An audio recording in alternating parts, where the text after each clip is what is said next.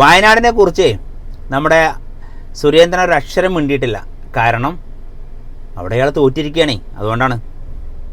ദേശീയ ജനാധിപത്യ സഖ്യം ഭാരതീയ ജനതാ പാർട്ടി ഉജ്ജ്വലമായ വിജയം തൃശ്ശൂരിൽ നേടി.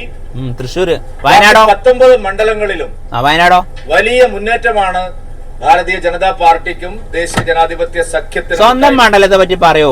എല്ലാ മണ്ഡലങ്ങളിലും BJPയുടെയും NDA സ്ഥാനാർത്ഥികളുടെയും വോട്ടുകളിൽ വലിയ വർധനവുണ്ടായിരിക്കും. ഉളുപ്പില്ലാത്തൊരു നേതാവ്. സുരേഷ് ഗോപി സാറ് ജയിച്ചതുപോലെ തന്നെ ഇയാൾക്കും ജയിച്ചു വരാമായിരുന്നു. സുരേഷ് ഗോപി സാറിന് കൊടുത്തതും ഒരു മണ്ഡലമാണ് മത്സരിക്കാൻ, ശ്രീ സുരേന്ദ്രന് കൊടുത്തതും വേറൊരു മണ്ഡലമാണ്. സ്വന്തം മണ്ഡലത്തെക്കുറിച്ച് പറയാതെ മറ്റൊരാൾ ജയിച്ചതിനെ കുറിച്ച് അഭിമാനത്തോടെ പറ. എടോ, വയനാടിനെ പറ്റി പറ സുരേന്ദ്ര. വയനാടത്തെ എന്താ അവസ്ഥ പറ. പ്രതീക്ഷിച്ചതുപോലെ ഏതാണ്ട് 20% വോട്ടുകളിലേക്ക് വരാൻ NDAക്ക് കഴിഞ്ഞിരിക്കുന്നു എന്നുള്ളത് കേരളത്തെ സംബന്ധിച്ചിടത്തോളം.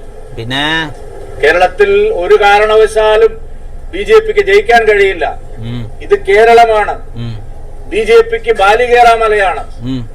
രാജ്യത്ത് എവിടെ ജയിച്ചാലും കേരളത്തിൽ BJPക്ക് ജയിക്കാൻ കഴിയില്ല എന്നുള്ള തരത്തിലുള്ള ഒരു നിരന്തരമായ പ്രചാരവേലയാണ് ഇവിടെ എല്ലാവരും നടത്തിക്കൊണ്ടിരുന്നത്. കഴിഞ്ഞ തവണ നേമത്ത് ഞങ്ങളുടെ സീറ്റിൽ പരാജയം സംഭവിച്ചപ്പോ സംസ്ഥാനത്തിന്റെ മുഖ്യമന്ത്രി പറഞ്ഞത് BJPയുടെ അക്കൗണ്ട് ഞാൻ പൂട്ടിച്ചിരിക്കുന്നു. അത്രയും ജനാധിപത്യ വിരുദ്ധമായിട്ടുള്ള, അത്രയും പരസ്പര ബഹുമാനമില്ലാത്ത നിങ്ങൾക്ക് ഭയങ്കര ബഹുമാനം ഒരു രാഷ്ട്രീയ നിലപാട് സ്വീകരിക്കുന്ന നാട്ടിൽ എല്ലാ പ്രതിബന്ധങ്ങളെയും അതിജീവിച്ചുകൊണ്ട്, എല്ലാ കള്ളപ്രചരണങ്ങളെയും അതിജീവിച്ചുകൊണ്ട്, എല്ലാ തരത്തിലുള്ള വർഗീയ ധ്രുവീകരണത്തിനും അതുവഴി വോട്ടിനും വേണ്ടി നടത്തിയ ശ്രമങ്ങളെയും അതിജീവിച്ചുകൊണ്ടാണ് ഭാരതീയ ജനതാ പാർട്ടി ഉജ്ജ്വലമായിട്ടുള്ള വിജയം നേടിയിരിക്കുന്നത്. എവിടെ? തിരുവനന്തപുരത്തും ആറ്റിങ്ങലിലും പത്തനംതിട്ടയിലും ആലപ്പുഴയിലും പാലക്കാട്ടുമെല്ലാം വലിയ മുന്നേറ്റമാണ് ദേശീയ ജനാധിപത്യ സഖ്യത്തിന്റെ സ്ഥാനാർത്ഥികൾക്കുണ്ടായത്. എന്ത് കഷ്ടാണ് സുരേന്ദ്രേട്ടാ, ഇങ്ങനെയൊക്കെ ആയാൽ മതി. നിങ്ങൾ ഒന്നില്ലെങ്കിൽ സംസ്ഥാന പ്രസിഡന്റ് അല്ലേ, നിങ്ങൾ അതിൻ്റെതായൊരു ക്വാളിറ്റി വേണ്ടേ?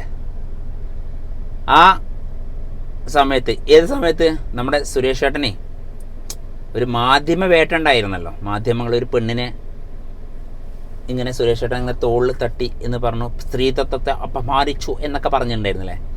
അന്ന് ഇദ്ദേഹത്തിൻ്റെ വായ എവിടെ പോയിരുന്ന്? സുരേന്ദ്രേട്ടൻ്റെ. ഇങ്ങോട്ടിപ്പോൾ സുരേഷ് ഏട്ടൻ ഇങ്ങനെ ജയിച്ചതിൻ്റെ ആ ഒരു സന്തോഷം ആഹ്ലാദിക്കാൻ വന്നാണ്. എന്തുകൊണ്ട് ആ സമയത്ത് സുരേഷ് ഏട്ടന് മാധ്യമങ്ങളെ കണ്ടല്ലോ, എന്തുകൊണ്ട് സംസ്ഥാന പ്രസിഡന്റ് ആ സമയത്ത് കണ്ടില്ല, ഒരുമിച്ച് കണ്ടില്ല? ശരിക്കും നിങ്ങൾ നല്ലൊരു മനുഷ്യനാണെങ്കിൽ രണ്ടുപേരും ഒരുമിച്ചല്ലേ മാധ്യമങ്ങളെ കാണുക?